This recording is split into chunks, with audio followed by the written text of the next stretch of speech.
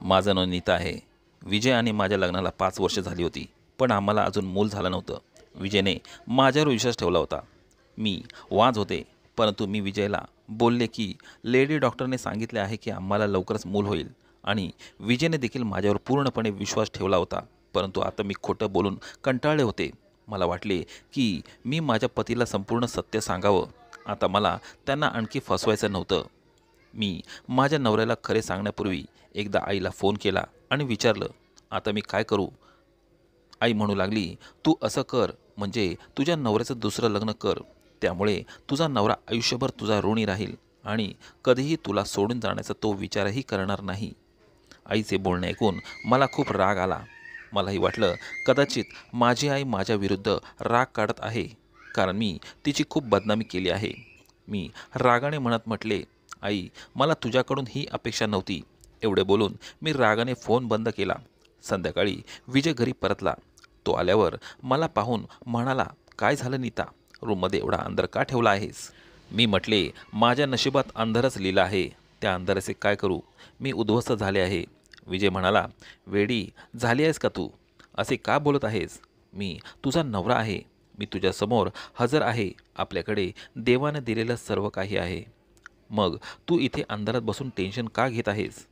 मी पुन्हा विजयला सर्व काही सांगितलं. मी वांज आहे आणि मी कधीच आई होऊ शकत नाही. आज मी तपासणीसाठी डॉक्टरकडे गेले होते. तेव्हा त्यांनी सांगितलं, तू वांज आहेस आणि आता तू आयुष्यभर मुलांशिवाय जगशील. तू मुलाला जन्म देऊ शकत नाहीस. माझं बोलणं ऐकून विजयच्या चेहऱ्यावर क्षणभर उदास भाव उमटले, परंतु लगेच त्याने माझा हात धरला आणि म्हणाला, काही हरकत नाही. माझ्यासाठी तू पुरेशी आहेस. तुझ्याशिवाय मला इतर कशाचीही गरज नाही. विजयने मला धीर दिल्यावर माझा मूड चांगला झाला होता. परंतु एके दिवशी माझ्या सासूबाईंनाही कळलं आणि मग त्यांचा मूड खूप खराब झाला. एके दिवशी आमच्या घरी शेजारी राहणारी कविता घरी आली होती. माझे सासूबाई तिला सांगू लागल्या, तू मला छान मुलगी शोधतेस काय? कविता, मला माझ्या मुलाचे दुसरे लग्न करायचे आहे. तेव्हा कविताने विचारलं, तुमची पहिली सून नीताला काय झालं? माझ्या सासूबाई म्हणाल्या, मला माझ्या मुलाचं दुसरं लग्न करायचं आहे, कारण ती बिचारी वांज आहे. आता आम्हाला वंशावळ वाढवायची आहे, म्हणूनच विजयचे दुसरे लग्न करायचे आहे. सासूबाईंच्या तोंडातून हे सर्व ऐकून मी थरथर कापू लागले. विजय घरी आल्यावर मी रडले आणि त्याला संपूर्ण हकीकत सांगितली. विजयने माझा हात धरून मला रूममधून बाहेर काढलं. मला त्याच्या आईजवळ उभे केलं आणि म्हणाला, मम्मी, नीताला सोडून मी इतर कोणत्याही मुलीसोबत मी दुसरं लग्न करणार नाही. मी याबद्दल विचारही करू शकत नाही आणि मी माझ्या पत्नीवर मुलांपेक्षा जास्त प्रेम करतो. त्यामुळे याच्यानंतर तू माझ्याशी दुसऱ्या लग्नाबद्दल घरात कुठलीही चर्चा करू नकोस. माझ्या सासूबाई रागाने मान हलवत म्हणाल्या, आतापर्यंत मी आपल्या वांज पत्नीचा एवढा अभिमान असलेला माणूस कधीच पाहिला नाही. तर विजयचं बोलणं ऐकून माझी हिंमत वाढली होती. मला इतका प्रेमळ नवरा मिळाला याचा मला खूप आनंद झाला. मी मनातल्या मनात देवाचे आभार मानले की विजयसारखा जोडीदार मला मिळाला. देवा, तुझं प्रेम असेच माझ्यावर ठेव. रात्र झाली. मी विजयसाठी चहा करायला विचार केला. मी चहा करायला स्वयंपाकघरात आले तेव्हा सासूबाईच्या खोलीतून मला आवाज आला. त्यांच्या तोंडून माझं नाव ऐकून मला धक्काच बसला. माझ्या लक्षात आल्यावर मला समजलं, सासूबाई त्यांच्या मुलीला फोनवर सांगत होत्या, काळजी करू नकोस, विजयला मी नीताला घटस्फोट द्यायला लावेलच. मी नक्कीच विजयचं दुसरं लग्न करेल. तू असं कर, लवकरात लवकर त्याच्यासाठी चांगली मुलगी शोधायला सुरुवात कर. या गोष्टी ऐकून माझ्या मनावर दुःखाचा डोंगर कोसळला. मी चहा न करता रूममध्ये आले. आता मला माझ्या आईचा विचार आला, पण तिने मागच्या वेळी दिलेला सल्ला मला आवडला नाही. ती सुद्धा माझ्या सासूबाईसारखं माझ्या नवऱ्याचं दुसरं लग्न करून दे असं म्हणत होती, परंतु मला ते होऊ द्यायचं नव्हतं. इच्छा नसतानाही मी आईला कॉल केला आणि मी रडायला लागले. आई म्हणाली, मुली, तू कुठे गायब झाली होतीस? तुला माझ्याशी बोलायचं नाही का? आईच्या तोंडून हे ऐकून मला आश्चर्य वाटलं. माझी आई माझ्यासाठी तळमळत असेल हे मलाही माहीत नव्हतं. मी म्हणू लागले, आई, माझं आयुष्य पूर्वी खूप आनंदी होतं, पण जेव्हापासून मला कळलं आहे की मी वांज आहे तेव्हापासून मी नेहमी माझ्या डोक्यावर टांगती तलवार असते. माझ्या सासूबाईंनी आमच्या शेजारणीला माझ्या पतीसाठी मुलगी शोधायला सांगितलं आहे, तर कधी त्या त्यांच्या मुलीला मुलगी शोधायला सांगतात. त्या म्हणतात, यावेळी मी माझ्या आवडीची सून आणि तू तुझ्या भावासाठी चांगलं मागणं शोध. विजय खूप चांगला व्यक्ती आहे. माझ्यासाठी ते त्याच्या आईसोबत भांडण करतात. पण शेवटी ते माणूस आहेत. किती दिवस तो मला त्याच्या हृदयाची राणी म्हणून ठेवणार आहे. एक ना एक दिवस त्याला कळेल की त्याच्या आयुष्यात एक मूल व्हायला हवं आणि त्यांनी पुन्हा लग्न करावं. आई म्हणू लागली, मला कळत आहे तू यावेळी कोणत्या परिस्थितीतून जात आहेस. म्हणूनच मी तुला त्या दिवशी याबद्दल सांगितलं होतं. तूच विजयचं दुसरं लग्न लाव. तो त्याची करोडोची संपत्ती अशीच सोडणार नाही. त्याला वारस हवाच असेल. हे उघड आहे. आज नाही तर उद्या तो नक्कीच दुसऱ्या लग्नाचा विचार करू लागेल. जर तुझ्या पतीने त्याच्या पसंतीच्या मुलीशी लग्न केलं तर तुझं काय होईल याची कल्पना कर. माझ्यावर विश्वास ठेव.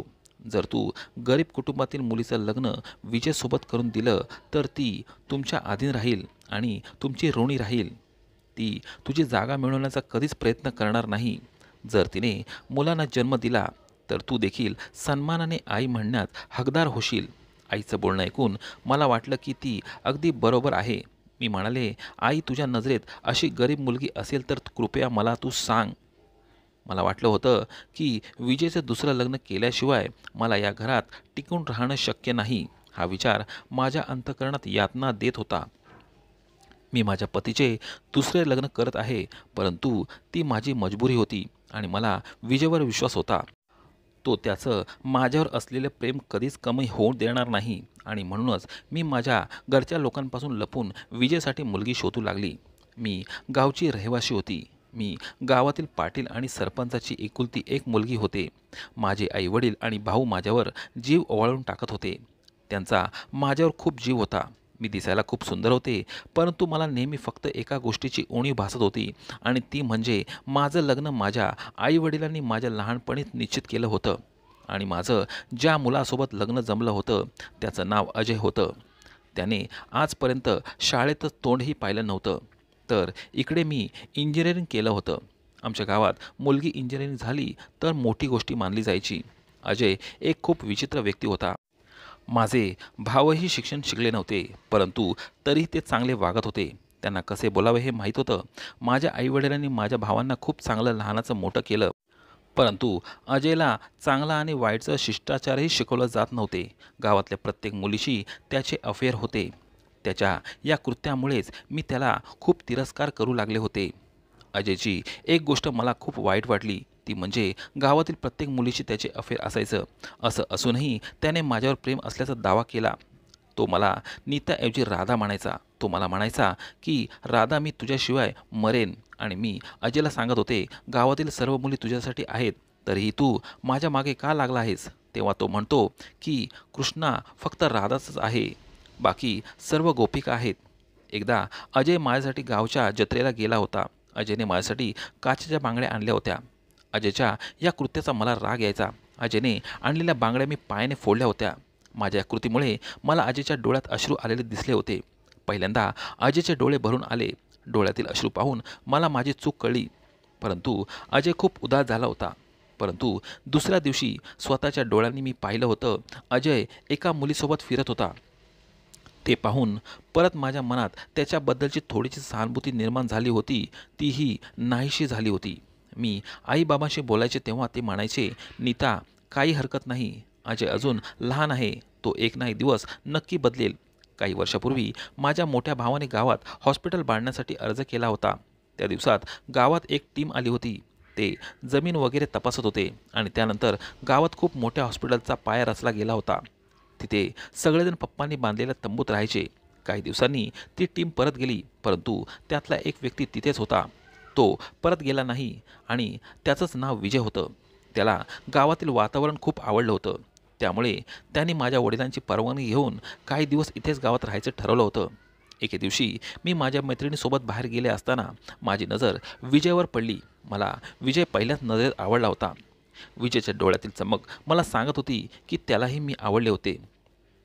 नंतर पुढच्या वेळी मी स्वतः विजयला भेटायला गेले तेव्हा तो मला म्हणून हसला आणि म्हणाला, मी पण तुझी वाट पाहत होतो. त्याने मला त्याचा मोबाईल नंबर दिला. मी त्याला माझ्या आईच्या फोनवरून कॉल केला आणि आमचे प्रेम वाढू लागले. तो म्हणू लागला की मला तुला माझ्या आयुष्यात समाविष्ट करायचे आहे. नंतर मी त्याला माझ्या होणाऱ्या नवऱ्याबद्दल सांगितले. त्याला हे सर्व ऐकून खूप आश्चर्य वाटले आणि तो म्हणाला, अजय खूप विचित्र माणूस आहे. मी त्याच्याशी 2 मिनिटं पण उभा राहूनही बोलू शकत नाही आणि तू त्याच्यासोबत संपूर्ण आयुष्य कसं घालवशील. मी विजयला सांगितलं की तू मागणं घेऊन माझ्या घरी ये. कदाचित माझ्या आईवडिलांना माझी कीव येईल. विजय माझ्या बोलण्याला सहमती देऊन तयार झाला आणि शहरात गेला आणि नंतर 1 आठवड्यानंतर त्याच्या बहिणीसह आणि त्याच्या आईसह गावी परत आला. त्याने माझा हात मागितला होता, परंतु माझ्या वडिलांनी त्याला नकार दिला होता.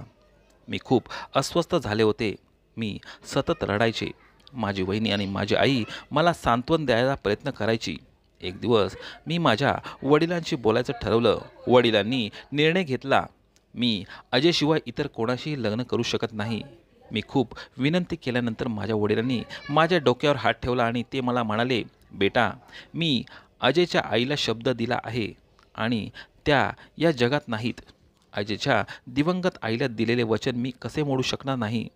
पप्पांचे बोलणे ऐकून मला खूप वाईट वाटलं. माझ्या डोळ्यात अश्रू आले. नंतर पप्पा म्हणू लागले, काही हरकत नाही नीता, ते मला वेळेनुसार माफ करतील. काही वेळानंतर सर्व काही ठीक होईल. जर एखादी स्त्री चांगली आणि निष्ठावान असेल तर ती सर्वात वाईट मुलाला देखील बरं करू शकते, असे म्हणत पप्पा घरातून बाहेर निघून गेले. त्या क्षणी मी विजयला कॉल केला तेव्हा मी खूप रडले होते. विजय म्हणू लागला, नीता, तू काळजी करू नकोस. मी तुला असे उद्ध्वस्त होऊ देणार नाही. मी येतोय तुला सन्मानाने माझी पत्नी म्हणून घेण्यासाठी. आणि नंतर आमचे थाटामाटात लग्न झालं आणि विजयने मला त्याच्या घरी नेलं. पण विजयच्या आईला आमच्या लग्नाबद्दल कळल्यावर विजय आणि मला घरातून त्यांनी हाकलून दिलं.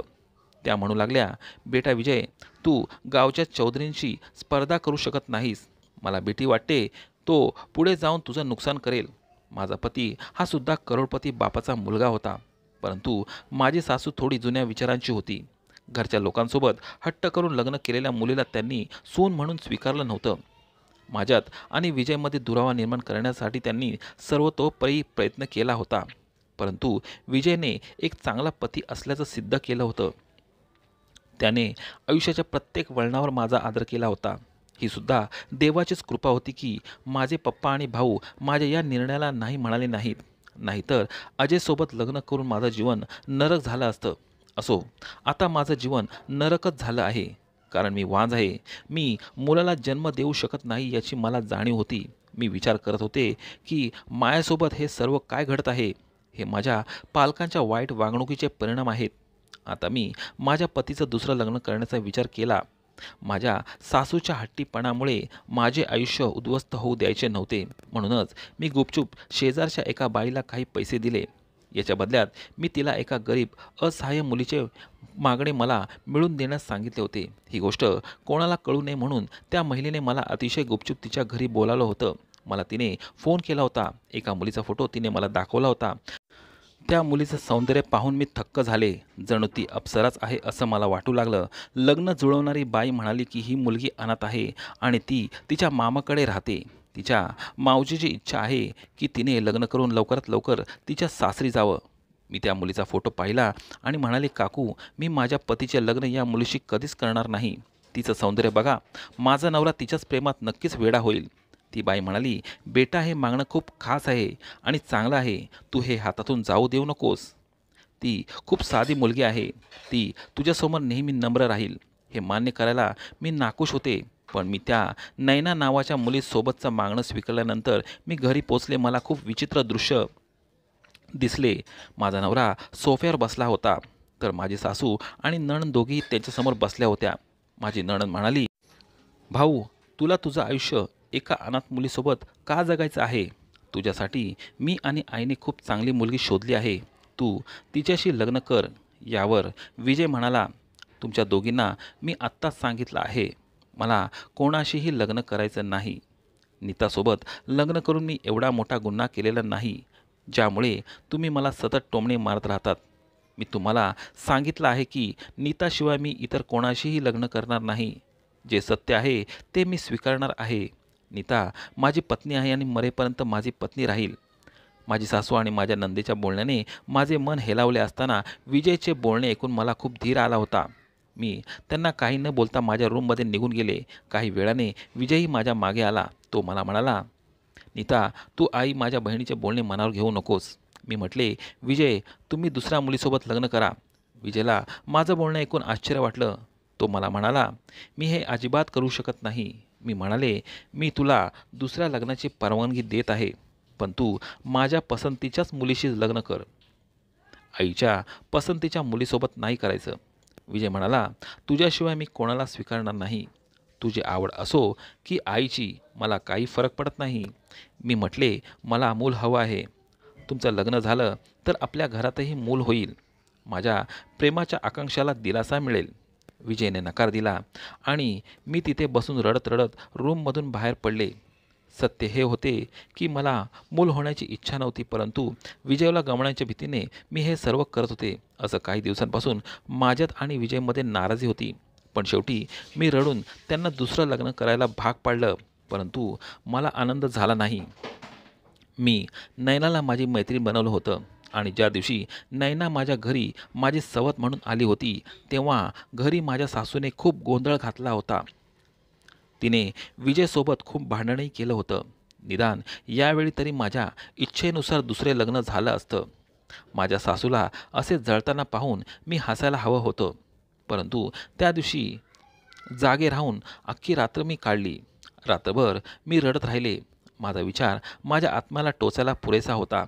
त्याच्या डोळ्यात पूर्वी फक्त माझ्यावर प्रेम दिसत होतं, आता त्याला दुसऱ्या स्त्रीच्या डोळ्यात प्रेम दिसत असेल. तो हसत असावा. ज्याच्या कुशीत मी आतापर्यंत होते, त्याच्या कुशीत आज कोणीतरी दुसरी असेल. मला क्षणभरही शांतता मिळाली नव्हती. मी रात्रभर काम करण्यात घालवली होती. सकाळ झाली तेव्हा मी पटकन माझ्या खोलीतून बाहेर पडले, कारण मला विजयला भेटायचं होतं. परंतु दिवसाचे 12 वाजले होते, तरीही ते रूममधून बाहेर आले नव्हते. मी माझ्यासोबत नयनाला विचारलं, तेव्हा ती म्हणाली, विजय झोपले आहेत. मी तिच्याकडे बघून म्हटले, तू त्यांना उठवलं नाहीस? तेव्हा नयनाला रडू आले आणि म्हणाली, विजयने मला सांगितलं आहे त्याचं लग्न झालं आहे, ते फक्त तुमच्या आग्रहामुळेच. यामुळे आता मी त्यांच्यावर कोणत्याही प्रकारे माझा हक्क सांगू नये, नाहीतर ते मला घटस्फोट देतील आणि हे घर सोडून जातील, नाहीतर मला हाकलून देतील. मी तुमची माफी मागते. जर त्यांनी मला त्यांच्या घरातून हाकलले तर त्यामुळे माझी त्यांना उठवण्याची हिंमत होणार नाही. मी कुठे जाणार आहे? पुन्हा मावशीच्या घरी जाण्याचा विचारही मी करू शकत नाही. मावशी मला खूप छळतात. लग्न जुळवणाऱ्या काकूने मला खरंच चांगलं मागणं शोधून दिलं होतं. मला बरं वाटलं. विजय माझ्यावर रागावला असेल, त्याचा मूड सुधारला की तो रूममधून बाहेर येईल, परंतु हा माझा गैरसमज होता. आज विजयच्या लग्नाचा 3रा दिवस होता, पण तो अजूनही रूममधून बाहेर आला नव्हता.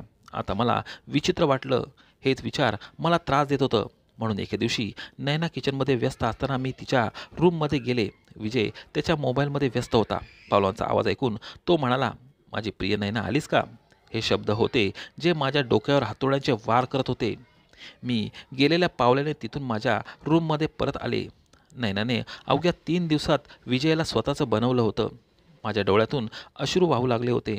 माझे हृदय खूप दुःखित झाले होते. मी माझ्या सासूच्या रूमकडे निघाले होते. नंतर मला कळलं की माझी नणंद पण आलेली होती. माझी सासू तिच्या मुलीला म्हणत होती, बघ तुझी आई किती शहाणी आहे. मी फक्त एक युक्ती वापरली आणि सापसुद्धा मेला आणि काठीही तुटली नाही. बिचारा नीतालाही माहीत नव्हतं की तिने स्वतःच्या नवऱ्याला गमावलं आहे. ज्या मुलीशी विजयचं लग्न झालं ती माझ्या पसंतीची मुलगी होती आणि विजय देखील पहिल्या नजरेतच नैनाच्या प्रेमात पडला होता. हे सर्व नीताला मूर्ख बनवणाऱ्या या लोभी बाईमुळेच घडलं. हे सगळं ऐकून माझं हृदय फुटू लागलं. माझ्या सासूबाई पुढे म्हणाल्या, नीताला मूल होऊ नये म्हणून मी तिला इतक्या गोळ्या खाऊ घातल्या आहेत, ज्यामुळे आता ती खरंच वाहन झाली आहे. हे शब्द माझ्या अंगावर दगडांचा वर्षाव करत होते. मी पटकन माझ्या नवऱ्याच्या रूमकडे निघाले त्याला हे सर्व सांगायला. पण विजयच्या रूमकडे गेले तेव्हा तो नयनाला सांगत होता की मी भावनेच्या भरात खूप चुकीचा निर्णय घेतला होता. मी नीतासोबत लग्न केलं, परंतु लग्नानंतर माझी चूक मला कळू लागली होती. तोपर्यंत खूप उशीर झाला होता. नीताच्या भावानं समजलं की ती माझ्यासोबत आनंदात आहे, त्यामुळेच ते मला फोन करून धमकावत राहिले. आमची बहीण सुखात राहिली पाहिजे, ती एकटी नाही राहिली पाहिजे. जर तू आमच्या बहिणीची काळजी घेतली नाहीस तर तुझं नशीब खराब होईल. मी तिथे राहून आलो, पण मला माहीत आहे ते लोक किती धोकादायक आहेत. म्हणूनच मी नीताला सोडण्याचा विचार करू शकलो नाही. आता आईने वस्तीतील एका बाईच्या सोबतीने माझ्या पत्नीला वेड लावलं आणि तिच्याच हातून माझं तुझ्याशी लग्न करून दिलं. आणि माझ्या प्रिय नैना, तू देखील माझे लक्ष वेधून घेतलं आहेस. तू आता माझं संपूर्ण आयुष्य आहेस. तू नेहमी माझ्यासोबतच राहा. हे मी काय ऐकत होते? हा तोच विजय होता. त्याच्यामुळे मी स्वतःला वाहून दिलं. नीता विजयच्या रूममध्ये गेली होती. मला समोर पाहून तो आश्चर्यचकित झाला होता. मला त्याचं गुपित इतक्या लवकर कळेल याची कदाचित त्याला अपेक्षा नव्हती. मी म्हटले, विजय, जर मला सोडून जायचं होतं तर तू मला असं सोडून द्यायचं होतं तर माझी फसवणूक का केलीस? देवाने दिलेली देणगी एखाद्या व्यक्तीकडून हिसकावून घेणे म्हणजे त्याला मारण्यासारखे आहे. तुम्ही सर्वांनी मिळून मला जिवंत मारून टाकलं आहे. असं बोलून मी त्याच्या खोलीतून बाहेर आले. तो माझ्या मागे आला आणि रूमचा दरवाजा वाजत राहिला, परंतु मी दरवाजा उघडला नाही. मग त्याच रात्री मी विजयच्या घरातून बाहेर आले आणि त्याचे घर कायमचे सोडून दिले. आता मी एका अनाथालयात राहते. मी अद्याप विजयला घटस्फोट दिलेला नाही. कारण मित्रांनो, याच्या पुढील कथा आपण पुढच्या भागात नक्की ऐका. धन्यवाद.